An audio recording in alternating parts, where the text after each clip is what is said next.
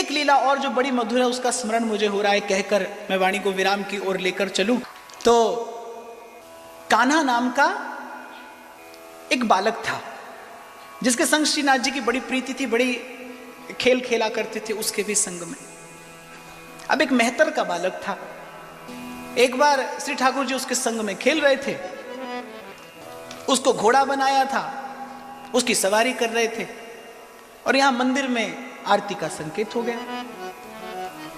श्री ठाकुर जी मंदिर में आने लगे, गोविंद स्वामी ने हाथ पकड़ लिया, बोले ऐसे नहीं, मेहतर का बालक है, बाहर तो सब ठीक है, बोले मंदिर में तो आचार्यों की मर्यादा है, आप ऐसे नहीं जा सकते, आपको स्नान करना पड़ेगा। अब जाड़े के दिन थे, श्री ठाकुर जी ने कहा भैया स्नान करने का तो हमारा बिल्कुल भी मन नहीं है।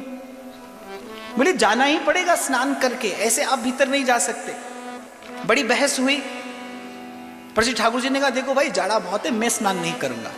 तो श्री गोविंद स्वामी जी ने कहा अच्छा ठीक है, स्नान मत करिए, आचमन तो करके जाइए। तो श्री जमुना जी की धारा के लेकर जैसे ही श्री ठाकुर जी आचमन करने के लिए झुके, दे दिया धक्का, बोले हो गए स्नान।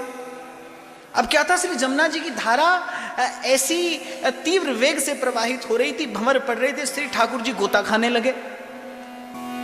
जिसके नाम स्मरण से नाम लेत भव सिंधु सुखाही, वो श्री ठाकुर जी गोता खा रहे हैं। क्यों? क्योंकि ब्रज में धारा उल्टी बहती है, धारा प्रेम की है। और प्रेम की धारा कैसी कि खुसरो दरिया प्रेम का उल्टी वाकी धार, जो तैरा वो डूब गया, जो डूबा सो पार।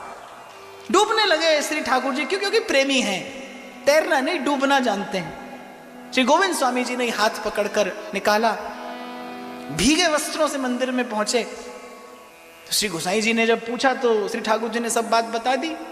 सब बात माने अपने पक्ष की बात बता दी कि मैं तो आचमन कर रहा था और गोविंदा ने धक्का दे दियो, अपने पक्ष की बात। अब गोसाई जी थोड़े रुष्ट हुए, बोले ऐसा विनोद भी कभी किया जाता है? लेकिन जब गोविंद स्वामी जी ने सारी बात बताई, बोले अरे जाने कौन कौन के संग खेला है, कौन कौन को छियावे। बोले हमको तो मंदिर की मर्यादा का ध्यान है, ये तो आपका लाडला पुत्र है, पर आप गुरु चरण हैं, आपकी मर्यादा का हमें ध्यान रखना पड़ता है। ये स्नान करने को तैयार नहीं थे, इसलिए दे दिया मैंने धक्का। प्रसन्न हुए श्री गोसाई जी। और वो फागुन का महीना, उड़त गुलाल और लाल भय बदरा, वो बासंती बयार, वो ब्रज भूमि का अलौकिक सौंदर्य और होली के रसिया, रसघन मोहन मूर्ति, श्रृंगार रस माधुर्य सार सर्वस्व विग्रह रसिक शेखर श्री श्याम सुंदर, और ब्रज के गोप ग्वाल, ब्रज की गोपांगनाएं,